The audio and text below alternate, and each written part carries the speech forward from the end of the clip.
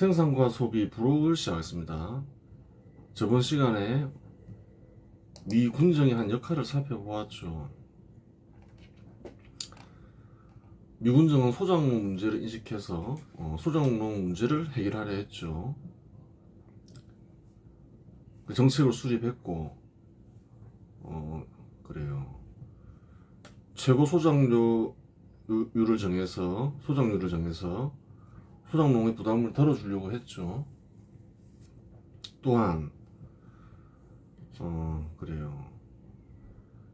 토지를 소작농에게 저렴하게 공급하려는 계획을 세웠고 자기들이 할 수 있는 범위에서는 실시를 했죠.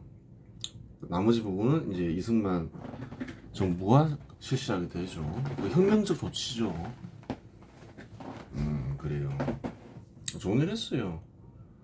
그리고 북한과는 달리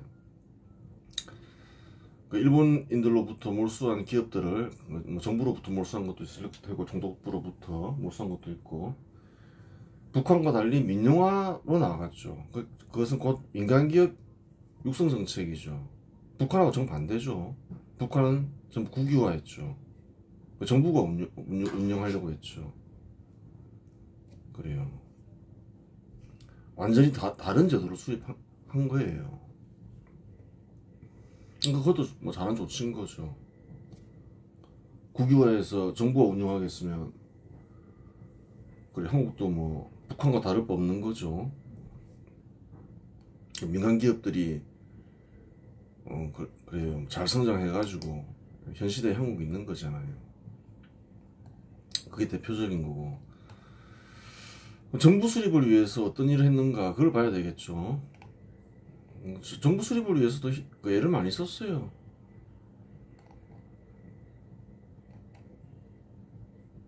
보겠습니다. 미군정은 한국인들로 구성된 정부를 만들기 위해 여러 가지 조치를 취한다. 한국인들한테 넘겨야 되니까.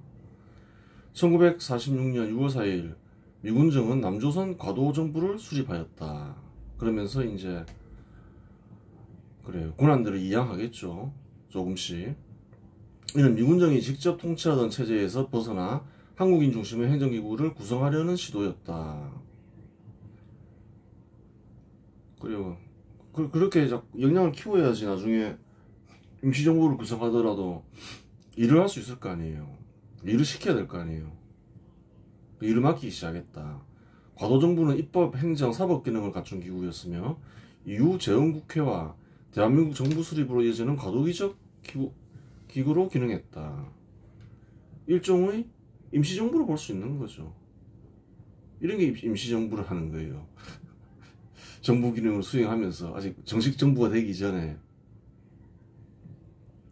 물론 실권은 여전히 미군정에 있었지만 한국인들이 행정에 참여하여 정부를 운영할 수 있는 능력을 갖추게 한다는 점에서 의미가 있다. 갑자기 정부를 맡길 수가 없잖아요. 어떻게 정부를 구성해요? 이렇게 이제 정부에 참여해 보면서 권한을 하나씩 받으면서 정부가 수립이 되는 거죠. 그래요. 미군정이 현대식 정부를 만들고 일을 시키는 거죠. 사람을 뽑아서. 1946년 10월 17일에서 22일 민선의원 선거가 실시되어 남조선 과도 입법의원이 구성되었다. 이게 중요한 거예요. 사실은 이게 굉장히 큰 영향을 미쳤다 봐야 되는 거예요. 역사에서. 그전에도 여론조사를 했었잖아요. 근데 여론조사는 사실 뭐 믿을 수가 없잖아요. 현 시대도 그렇고. 대답 안 하는 애들도 많고. 근데 직접 선거를 해버리는 거잖아요. 실제로 선거를 해버렸다는 거예요. 의원은 90명으로 구성되었는데 민선 의원이 45명이었고 미군정이 임명한 관선 의원이 45명이었다. 미군정이 한국인 지주에 대해서도 토지 개혁을 하려 했지만 저번 시간에 살펴봤죠. 한국인 지주를 상대로 토지 개혁을 하려고 했다는 거예요. 근데 그게 왜 부결됐냐? 의회에 권한을 넘겼다는 거예요. 이제 입법부니까 너희가 결정해라 이랬는데 남조선 과도 입법의원에서 부결되어 실시되지 못했다. 그렇게 돼버렸다는 거예요.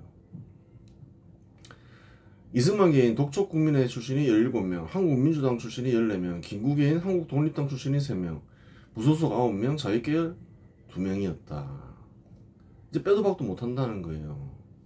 왜 북한이 남북 총선거를 거절했느냐? 한번 실시했다는 거예요. 1946년 10월 달에. 북한도 다르지 않다는 거예요. 그 당시에는 완전히 단절된 게 아니잖아요. 서로 비슷비슷한 국민들이라는 거예요. 이 잘 보라는 거예요. 45석 중에 17석을 얻었다. 이승만계가. 독촉국민회는 이승만이 개인기로 만든 거잖아요. 17석이다. 37%다 무려. 근데 한국민주당이 있었다. 한민당 계열이었다. 14명이다. 이것도 근대화 세력이죠. 31%. 당시 김구도 근대화 계열이죠. 임시정부계죠. 그 3%라는 거예요. 아, 3명이라는 거예요. 6.7%. 잘 보라는 거예요. 대표성이 누가 제일 있나요? 개인이지만 이승만이 제일 셌다는 거예요. 한국민주당, 김구계, 이건 임시정부를 깨라봐야 되는 거죠. 김구의 지지율은 임시정부 지지율이라는 거예요. 비슷비슷한 사람들이 많잖아요. 이시용도 있고, 뭐 김규식도 있고, 뭐 여러 명 있는데 누가 나오더라도 표를 얻는다, 지지율을 얻는다는 거예요. 김구가 그렇게 뭐 카리스마 있는 개인기가 있는 사람이 아니라는 거예요. 임시정부 지지율이 6.7%잖아요. 득표율을 보면 더 정확한데 득표율이 없으니까 이렇게 분석할 수밖에 없는 거죠. 단체로 보면 누가 더 센가요? 한국민주당이 훨씬 셌다는 거예요. 임시정부보다도. 대표성이 더 있었다는 거예요. 역사적 사실이니까 결과가 나와버렸잖아요. 어쨌든 간에 이제 김구계까지는 당시 이제 한국인들이 공산주의가 아니다, 근대 세력이다 이렇게 인식했다는 거예요. 그럼 셋을 합치면 몇 프로인가요? 39, 69, 한 74, 5대죠. 80% 된다는 거예요. 자기끼를 보라는 거예요. 좌파 세력들은 그 당시에 공산주의 세력이 많았다. 일제시대에 너무 가난하게 살아서 사람들이 공산주의를 원했다. 이게 다 거짓말이라는 거예요. 실제로 선거를 했다는 거예요. 4.4% 나왔다는 거예요. 2석.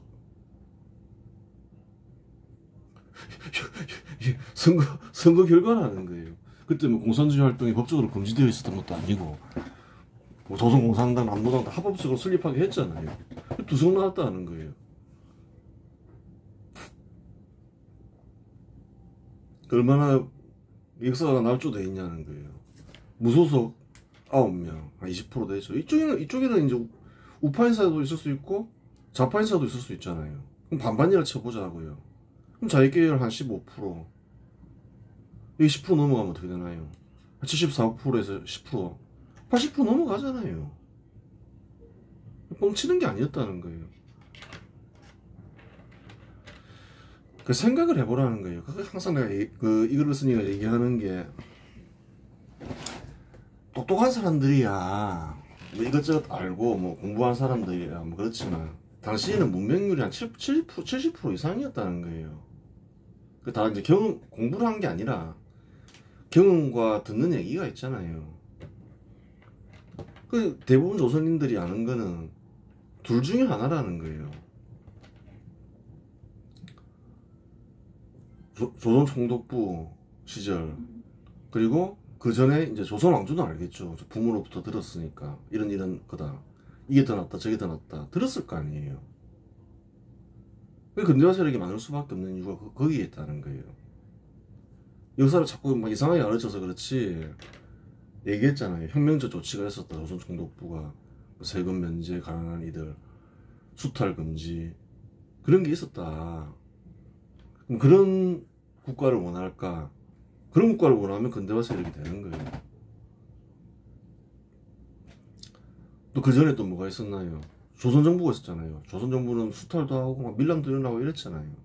신분제도도 있고. 그럼 이런 국가를 원할까?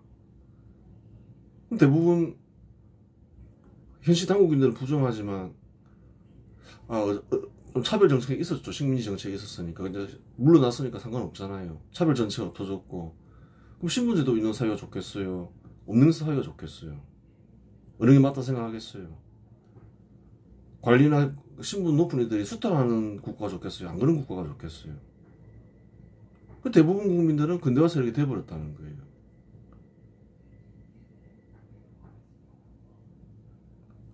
뭐 공산주의가 무슨 맞냐는 거예요. 잘 알지도 못하는 건데 허황된 소리로 들리고 잘 알지를 못한다는 거예요. 일단 기본적으로 사기꾼인지 아닌지 거기에다가 또 위조지폐 사건도 터져버렸잖아요.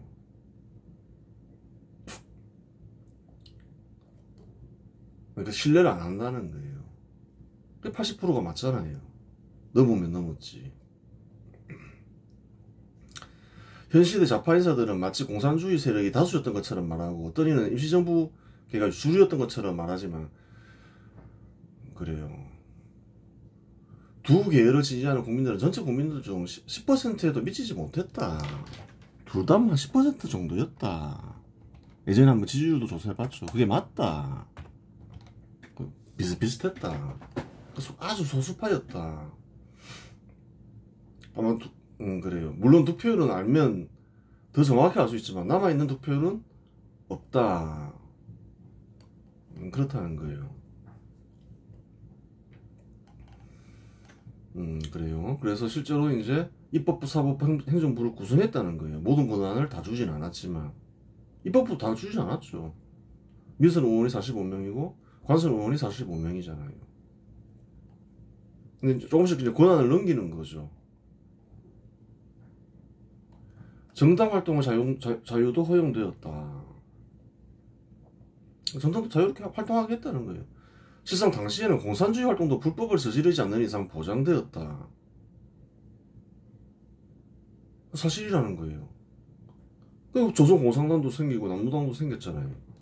그리하여 결성된 단체가 조선공산당과 남무당이다.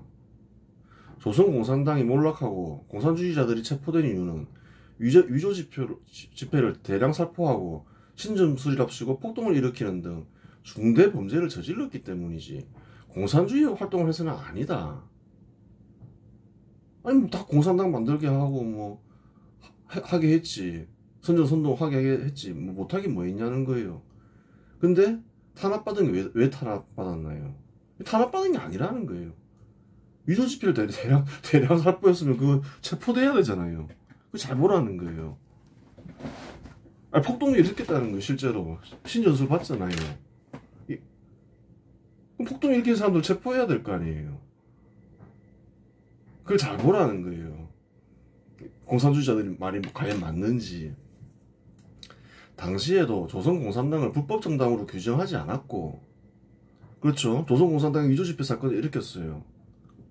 조선공산당은 어떻게 했을 것 같아요? 해산했을 것 같냐는 거예요. 해산 안 했다는 거예요. 자기들 스스로 무너졌지. 그 걔네들이 무너져서 만든 게 또 뭔가요? 남로당이잖아요. 남로당 결성도 불법으로 규정하지 않았다. 그냥 만들긴 냅뒀다는 거예요. 무엇만 규정했나요? 불법 행위만 규제했다는 거예요. 당연히 불법 행위 저질렀으면 체포해야지 어떻게 해요. 폭동도 봤잖아요. 실상 미군정은 공산주의자인 여운형과 김규식을 중용하기도 했다. 그런 사건이 있었음에도 불구하고 공산주의자들은 딱 보면 공산주의자인지 아는데 특히 여운형은 경력 보면 다 나오잖아요. 또 남무당에도 참여하잖아요. 근데 뭐 중용했잖아요. 남무당은 전형적인 완전히 공산당인데 그래도 중용했다는 거예요. 특별히 이 사람이 뭐 공산주의 활동을 하건 공산주의를 신봉하건 타치를 안 했다는 거예요. 단 무엇만 타치했냐? 불법 행위를 저질렀을 때만 타치하더라. 위조지폐 발행했을 때. 그 체포해야지 어떻게 해요. 중대범죄 저질렀는데. 또 폭동 일으켰을 때. 심지어 1948년에 4.3 폭동으로 불리는 대규모 폭동을 제주도에서 일으켰을 때도 남로당이나 공산주의 활동을 불법으로 규정하지 않았다. 그때 많이 죽었다 했죠. 사람들이 잘 모르는 게 있어요. 그때도 불법 행위를 저지른 사람들만 체포했다는 거예요. 물론 폭동을 일으켰을 때 그 당시엔 토벌을 했죠. 그 민간인들도 죽고 그랬지만, 그거는 이제 그 시대 폭동을 제압할 때 일어나는 일이었고, 현 시대에서는 조금 용납한데, 약간 많이 바뀌었죠, 윤리적인 게. 그때는 다 그랬다. 전쟁할 때도 그랬고, 토벌할 때도 그랬고, 민간인 사이로 도망치면 민간인도 죽였다. 2차 대전 봐라. 그건 그때 그 일인 거고, 사실상 정치 활동에 대해서는 금지 안 했다는 거예요. 4.3 폭동을 일으켰을 때도 남로당 해산을 하지 않았다는 거예요.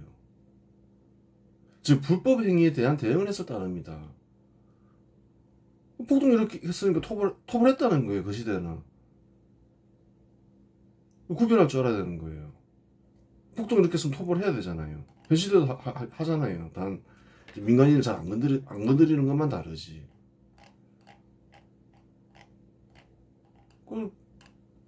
그 짓을 가르치면 안 된다는 거예요. 폭동 일으켰다는 거예요. 총 공격하자 했잖아요. 총 공격하자. 그래요. 폭동 일으킨 건 사실이라는 거예요. 인민봉기 일으키자 했잖아요. 총 공격하고 인민봉기 일으키자고. 그러니까 체포했다는 거예요. 미조지표도 그렇잖아요. 공산주의자들 자기가 아니라 하는데 조선 총독부가 알고 있는 원판, 조선 총독부가 이제 보유했다고 볼 수도 있는 거죠. 소지하고 있던 원판을 자기네들이 대량 입수했다는 거예요. 그 미조지표 발행한 거지. 그게 증거지. 그거 음모라고. 당연히 체포 당하는 거죠. 그런 게 있으면. 뻔한 건데. 아니라고 발뺌하는 거죠. 그러니까 잘 보라는 거예요. 그 중대범죄 아니냐는 거예요. 위조지표 발행하는 게. 이 폭동 일으켰는데 이게 불법 행위 아니냐는 거예요. 큰 불법 행위지. 4.3도 불법 행위잖아요. 폭동 일으킨 거잖아요. 그 불법 행위만 딱 자세히 보니까 처벌했더라.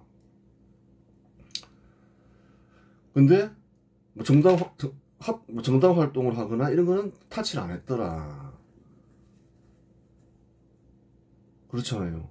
그런 큰 폭동을 일으켰을 때도 당을 해산을 시키지 않았다는 거예요. 그냥 불법 행위 저지른 사람들만 체포해서 처벌했다는 거예요. 4.3도 마찬가지라는 거예요. 그때도 이 정도 큰 폭동을 일으켰으면 해산했을 것 같은데 남로당은 해산 안 했다는 거예요. 불법 행위 저지른 사람들만 처벌했지. 뭐 토벌하거나. 내막을 잘 보라는 거예요. 그 사실인지 거짓말인지. 치안과 사법제도도 개편되었다. 한국인 중심의 경찰 조직이 재편되었다. 그렇죠. 사법제도는 미군정 사법부 산하에서 운영되었고 독립된 사법권은 존재하지 않았다. 다만 한국인 법조인들이 행정과 사법에 참여하면서 점차 제도적 기반이 마련되었다. 그래요. 일본인 귀환 조치가 실시되며 7만 명의 일본인 공직자가 퇴직했다. 많이 퇴직하겠죠. 다 쫓아냈으니까. 일본인의 공직은 한국인 공직자가 대체했고 추가로 공직자의 7만 명 정도를 채용한 것으로 보인다. 7만 명 쫓아냈으니까 또 그에 해당하는 사람을 뽑았겠죠. 물론 퇴직자 수만큼 채용하는 것은 아니니 그 수치와 일치한다는 보장은 없다. 그건 그렇겠죠. 그래도 비슷하게 뽑았을 거다. 정부를 운영해야 되니까. 식민지 말기 한국인 공직자 비중은 약 50% 정도였다. 확인해 봤겠죠. 따라서 7만 명 정도가 일본인 공직을 대체하고 7만 명 정도가 신규 채용되었다고 보면 된다. 대략 그렇게 보면 되는 거죠. 꼭 숫자는 일치하지 않더라도. 그래요. 그릇된 견해에 사로잡힌 이들은 당시 한국인 공직자들을 다 퇴직시키고 처벌했어야 한다고 주장한다. 친일파라면서 공직을 맡았으면 친일이지 이러면서 다 퇴직시켜야 된다 이렇게 얘기할 수 있잖아요. 그렇게 얘기하는 사람들 있죠. 그런데 상식적으로 생각을 해보라는 거예요. 일본인 7만 명이 나갔어요. 공직자들. 한국인 7만 명 다 내쫓으면 어떻게 되나요? 무정부 상태가 되잖아요. 그 범죄를 누가 막을 거예요? 치안 이런 거, 사법. 개판돼 버리잖아요. 일본인 공직자 다 자르고 한국인 공직자 다 잘라버리면 난리가 나는 거죠. 그릇된 견해에 사로잡힌 이들은 당시 한국인 공직자들을 다 퇴직시키고 처벌했어야 한다고 주장한다. 하지만 그러한 생각을 하는 것 자체가 사악한 행위이다. 비현실적이며 사악한 행위다. 왜 또 사악한 행위까지 되지? 이렇게 생각할 수 있잖아요. 일본인 공직자를 다 퇴직시킨 상태에서 한국인 공직자를 다 퇴직시키면 무정부 상태가 된다. 각종 치안, 사법, 국방 등은 누가 책임지고 저지한단 말인가 얘기했죠. 나 쫓아내면 어떻게 되냐, 나라가.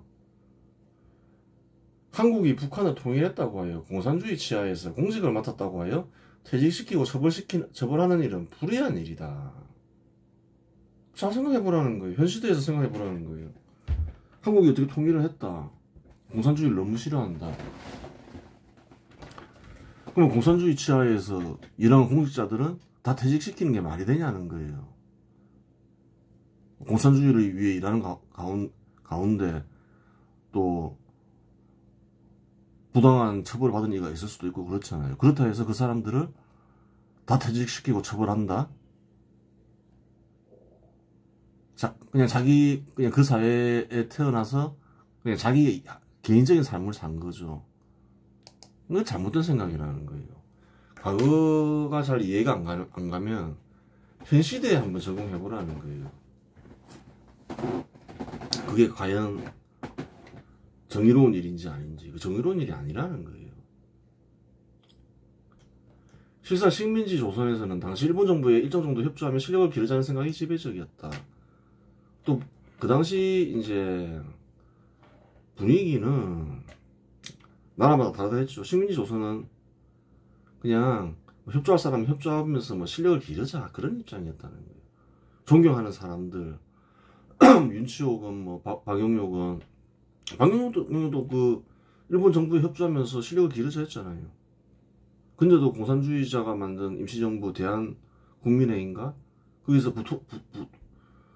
부통령으로 추대되잖아요. 그때는 그런 시대였다는 거예요. 식민지 조선에 사는 사람들은 너희 개인적인 삶을 희생하려 하지 말고 실력이나 양성해라. 그게 지배적이었다는 거예요.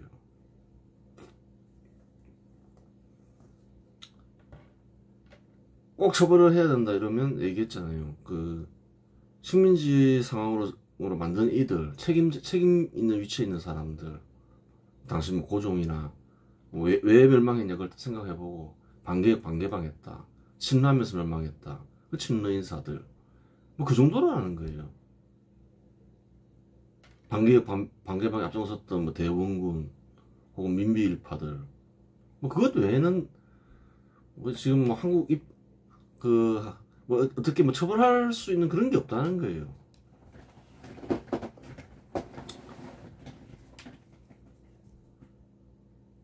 그래요. 미군정은 해방 직후 일본군을 해산하고 치안 유지와 질서 유지를 위해 경찰력을 강화했지만 군대는 존재하지 않았다. 물론 미군이 있으니 국방 문제를 해결하는 일은 시급한 문제는 아니었다. 그렇죠. 당장 미군이 있으니까. 1946년부터 미군정은 군사적 기반을 마련하기 위한 준비를 시작했다. 정부를 넘기려면 군대도 있어야 될 거 아니에요. 군대를 만들어야 될 거 아니에요.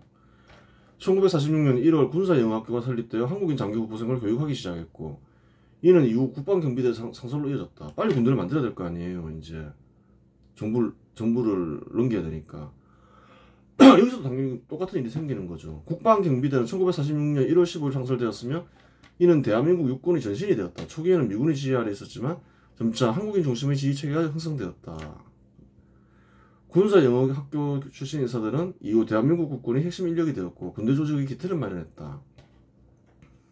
군인들의 기용도 일반 공직자 기용과 마찬가지였다. 맞죠? 군사훈련 받은 인들이 거의 없으니까. 군사훈련을 제대로 받은 인사들이 한국인 중에는 거의 없었기 때문에 한국군 자체가 없었잖아요. 관동군이나 일본군 출신의 군인들을 그대로 썼다. 그렇죠. 군사훈련을 받은 이들밖에 없으니까.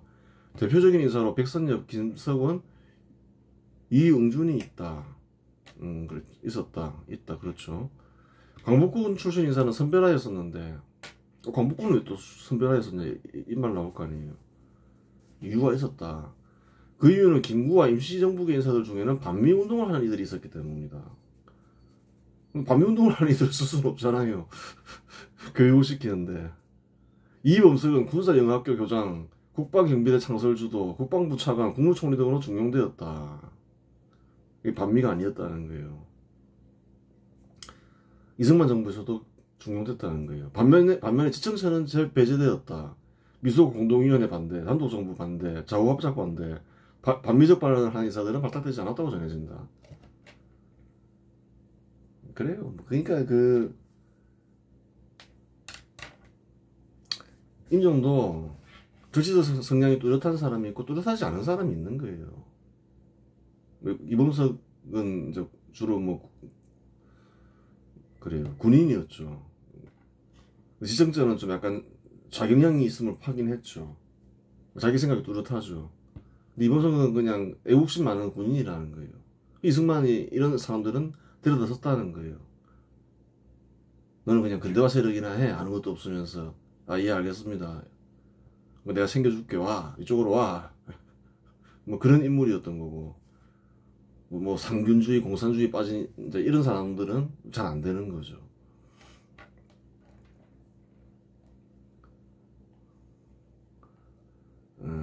그래요. 1947년 11월 14일 유엔 총회는 유엔 한국임시위원단 감시 아래 남북 총선거를 실시하자는 결의 제112호를 채택했을 때 반응은 제각각이었다. 이제 본격적으로 또 이제 또 정치활동이 시작되죠. 남북 총선거는 큰 일이니까. 이승만은 남북 총선거를 적극 지지했다. 1946년 10월 선거 결과에서 근대화 세력이 압도적임을 확인하였으니 선거 결과를 확인했다는 거예요. 그 조작 아니잖아요. 남북 총선거를 지지하지 않을 이유가 없었다. 아, 북한도 뻔하다. 이렇게 되는 거죠. 그 사람이 그 사람이니까. 한민당 역시 이승만과 같이 남북 총선거를 적극 지지했다. 발표 당시 김구는 아무런 반응을 보이지 않았다. 1947년 12월 1일 이승만과 회담 후 북한이 선거에 참여할 수 있는 조건이라면 총선거 방식 정부 수립을 지지한다고 밝혔다. 북한까지 지지한다는데 뭐 나설 수가 없잖아요. 남북 다 하자는데. 근데 이 말이 북한이 선거에 참여하면 총선거에 상승하지만 선거에 참여하지 않으면 총선거에 반대하겠다는 말이다. 결과적으로 보면 그렇죠. 조건 있잖아요. 이게 무슨 말일까? 아, 북한이 참여한다면 참여하고 안 한다면 안 해야지. 이제 이거죠. 그러면서 김구가 원하는 발상이 있잖아요. 임시정부를 인정받자. 내심은 반대하고 싶었지만 북한까지 참여하는 마당에 김구 임시정부 인사들만 반대할 수는 없는 노릇이었다. 북한을 비롯한 공산주의 세력은 처음에는 김구와 같이 아무런 반응을 보이지 않았다. 어떻게 반응해야 될지 알 수 없잖아요. 유엔에서 기구 6표 빼고는 전부 너희들 그냥 답 안 나오니까 선거로 결판내 이랬다는 거예요. 뭐 공산주의 하든 근대 국가를 만들든. 거기에 공산주의 국가들도 반대를 하지 못했다는 거예요. 방법이 그거밖에 없으니까. 근데 이제 문제가 뭔가요? 아니, 선거 결과를 봤다는 거예요. 근대화 세력이 80%인 거. 그럼 어떻게 되나요? 하기 싫겠죠. 근데 말을 안 한다고 말을 못하고 유엔에 살아있으니까. 선거를 하면 패배가 확실하니 반대는 하고 싶은데 반대할 명분이 없었던 것이다. 유엔에서 하라고 뭐. 그럼 어떻게든 안 하려고 해야 되겠죠. 1947년 12월 12일 북한은 남북 총선거 반대 입장을 발표했다. 처음에는 발표 안 했다는 거예요. 한 달 뒤에 발표한다는 거예요. 어떡하지 이러다가 하면 질 것 같고. 국내인이 아닌 외국인 단체인 유엔 한국임시위원단이 선거 관리를 하면 주권 침해라는 핑계를 냈다. 아니 왜 유엔에서 우리 선거를 관리하냐. 국내인도 아니면서. 또한 유엔이나 유엔 한국임시위원단은 미국의 하수인이기 때문에 선거 관리를 하면 부정선거가 불법선거할 것이 뻔하다는 핑계를 댔다. 일단 주권 침해고 쟤네들이 선거 관리하면 쟤네들은 미국의 하수인들이야. 분명히 부정선거 불법선거 할 거야. 이랬다는 거예요. 물론 말도 안 되는 소리이다. 소련군이 북한에 들어온 것은 주권 침해가 아닌가? 누가 선거 관리할 것인가? 미군정이 할 것인가? 소련군정이 할 것인가? 실상 북한은 한반도 전체가 공산화될 수 없다면 당도 정부 수립을 이미 결정했다. 그렇죠. 그럼 어떻게 이제 통일할 거냐는 거예요. 관리는 선거로도 안 하면. 그런 이유로 1946년부터 토지개혁, 기업국유화, 인민위원회 중심의 통치체제 등 공산주의 제도를 수립했던 것이다. 그래요. 이제 선거에서 지금 다 해체해야 되는데, 이런 거. 한반도 전체를 공산주의 국가로 못 만들 것 같으면 어떻게든 안 해야 되는 거죠. 선거는 100% 패하는데. 1947년 12월 2일 서울 동대문구 제기동 자택에서 장독수가 총격으로 암살당하는 사건이 발생했다. 그 한민당의 그 실력자 중에 한 명이죠. 암살자들은 대부분 한독당 출신이었다. 김석황은 한독당 중앙위원으로 김구의 측근으로 알려져 있었다. 최중화 신일중 김중목 등도 임정계열 인사로 확인되었다. 백의사가 장독수를 죽였다는 소문도 있었지만 이들은 대한혁명단이라는 별도의 비밀결사 조직이었다. 아니더라. 근데 백의사가 죽였다라는 말도 인터넷 보면 있어요. 근데 백의사라는 증거는 안 나왔다는 거예요. 현 시대에서. 별도의 조직이었다는 거예요.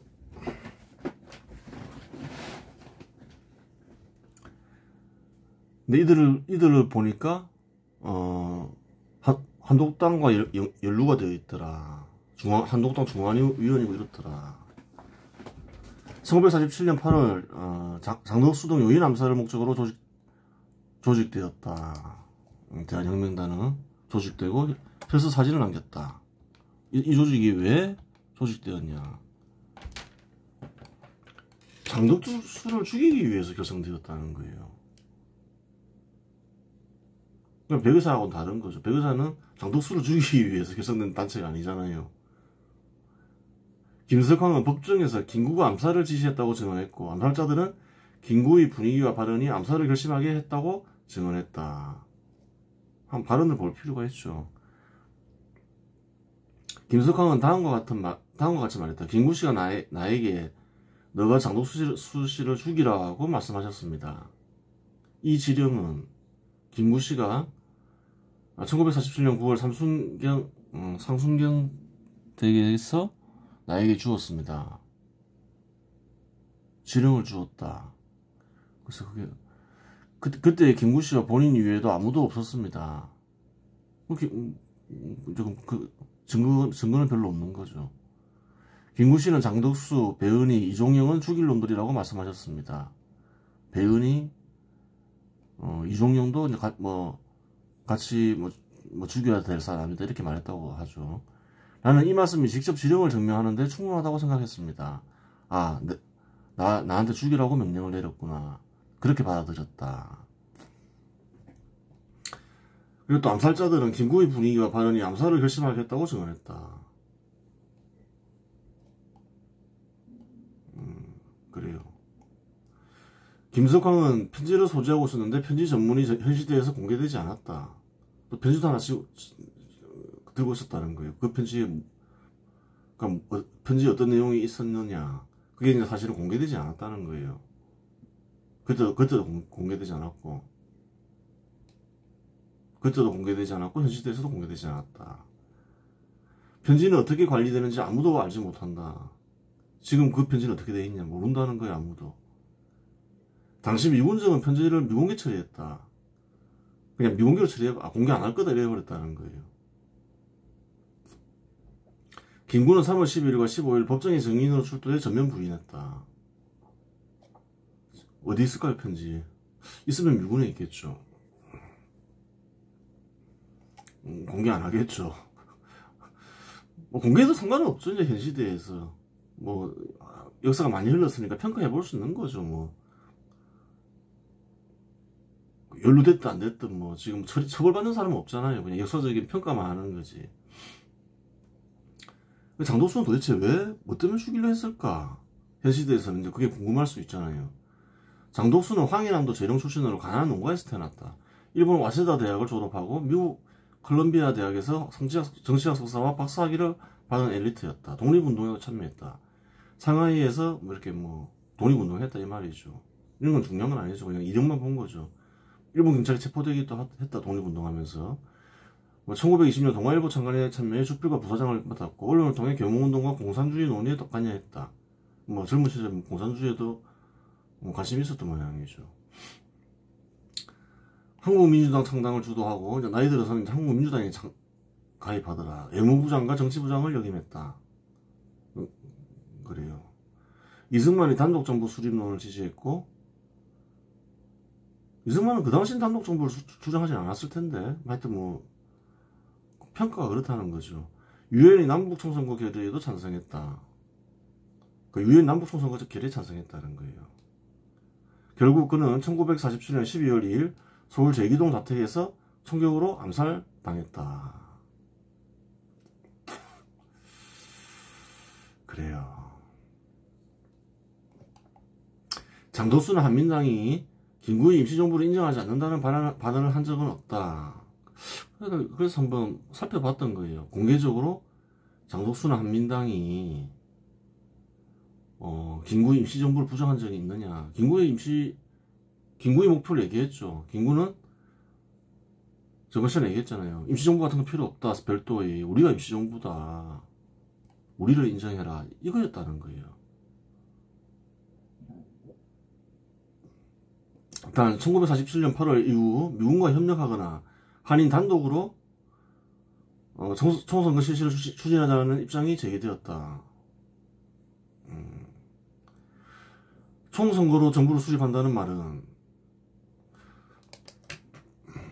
이게 무슨 말이냐. 총선거로 이제 하고 북한이 거절하면 남한 당국이라도 그냥 정부를 수립하자 이렇게 주장했다는 거예요. 총선거로 정부를 수립한다는 말은 김구의 임시정부를 인정하지 않는다는 말이기도 하다. 그렇잖아요. 회의 진행 속 임시정부를 비판하거나 무시하는 발언이 있을 수도 있다.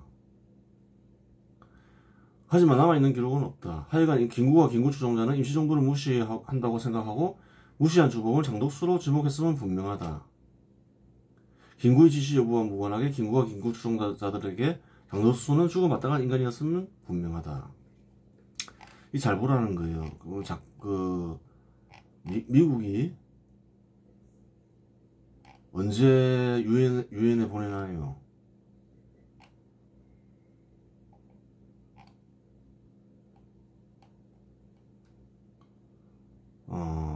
그래요. 독수공에서 밀렸다는 거예요. 10월달까지. 이걸 잘 봐야 되는 거예요. 근데 8월에 무슨 발언이 있었나요?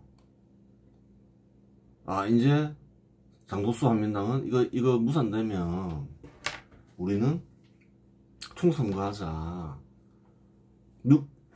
미국이 얘기했겠죠. 이거 더 이상 미루면 안 된다. 총선거 해야 된다. 자꾸 미수고 공동위원회 해서 미룰 생각하지 마라.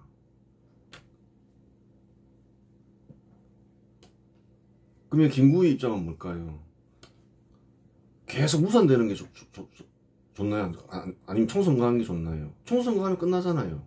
더 이상 김구의 임시정부가 인정받을 수가 없잖아요.